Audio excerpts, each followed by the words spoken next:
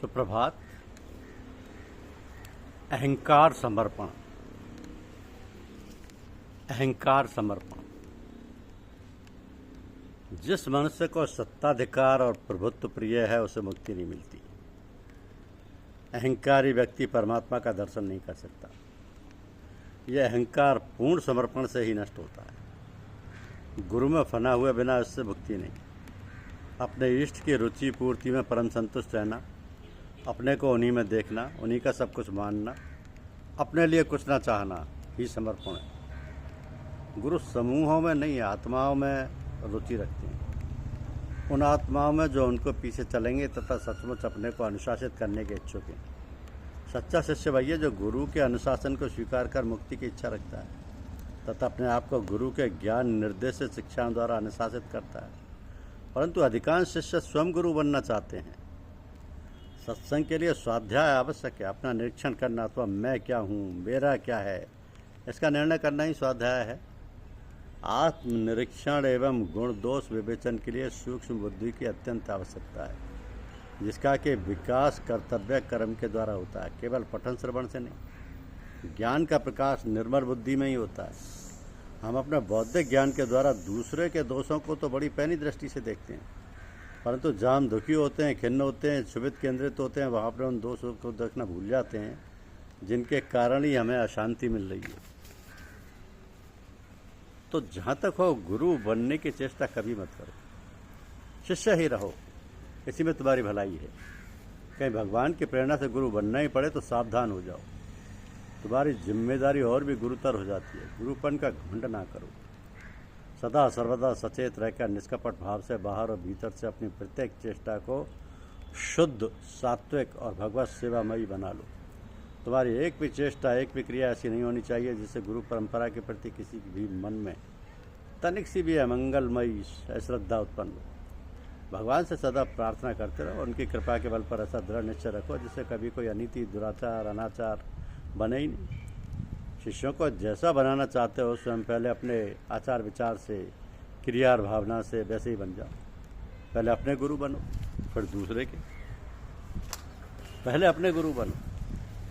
यह आध्यात्मिक मार्ग के प्रत्येक जन बहुधा माया और मन को सारी आध्यात्मिक सफलताओं का कारण मानते हैं तथा इन्हें पानी पी पी कर कोसते हैं।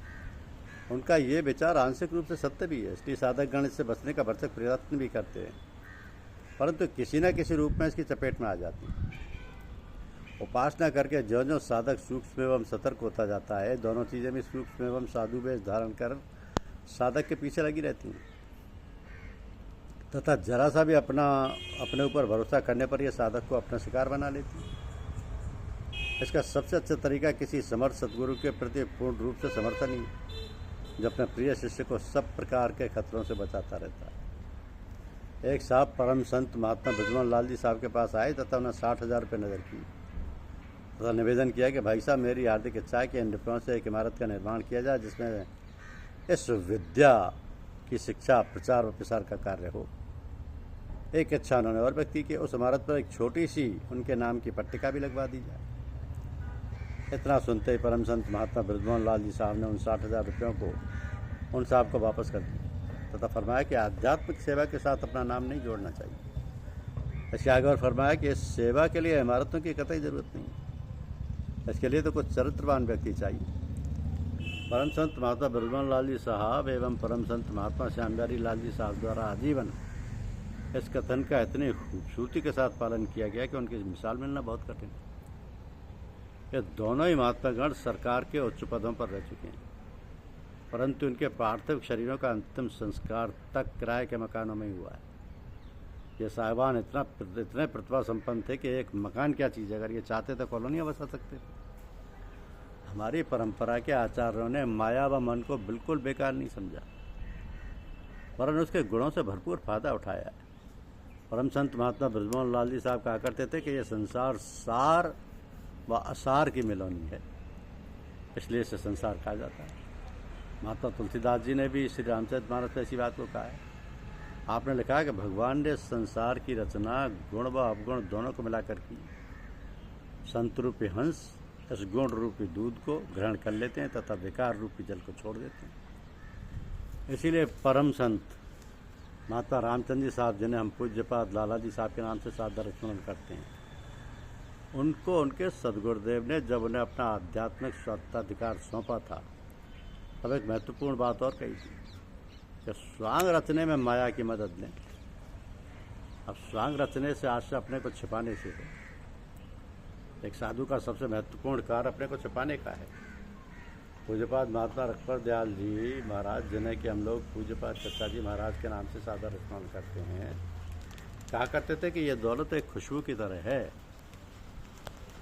इसकी डांट जितनी सख्त लगाई जाएगी उतनी ही सुरक्षित रह सकेगी। डांट ढीली पड़ते ही खुशबू उड़ जाएगी तथा शीशे में खाली तेल ही तेल बचेगा, जिसका कि कोई महत्व नहीं।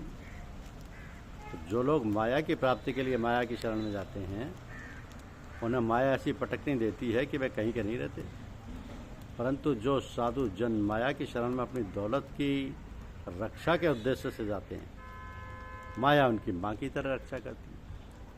इतिहास साक्षी है कि जो संतजन अपने को छिपा नहीं पाए, उन्हें उस समय के शासकों ने अपने दुनियावी काम करवाने की गरज से घोर यातनाएं दी। इसलिए एक साधु को अपने को छुपाना बहुत ही महत्वपूर्ण है। एक महात्मा जी ने अपने एक शिष्य को एक अन्य महात्मा जी के पास किसी काम से भेजा। जब वो शिष्य उनके मकान पर पहुंचे तो मालूम हुआ कि वे महात्मा जी पड़ोस के बाज़ार में सब्जी खरीदने गए, आते ही होंगे। उन्होंने सोचा कि यहाँ खड़े होने से भी क्या फ़ायदा है, चलो सब्जी मंडी में ही उनके दर्शन कर लेंगे। जब जो सब्जी मंडी में पहुंचे तो क्या देखते कि उनकी सब्जी बेचने वाले से एक ढेले के पीछे खूब जोर से तू मैं हो रही। ऐसा लग रहा था कि अब मारपीट पर नौबत आ जाएगी।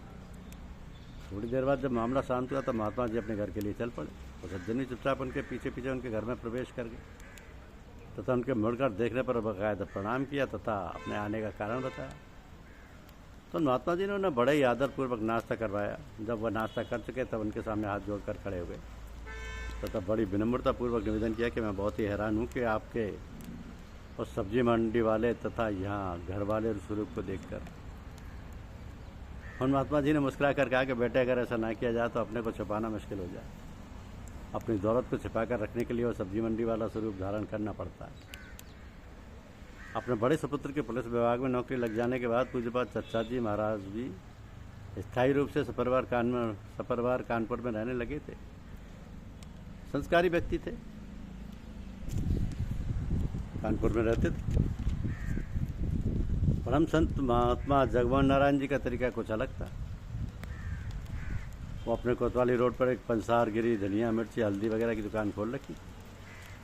आप दुकान पर एक दुकानदार की हैसियत से सड़क की तरफ मुँह करके बैठते थे। आपके सामने हल्दी, मिर्च और धनियों की बिक्री होती हुई ढेर लगे रहते थे।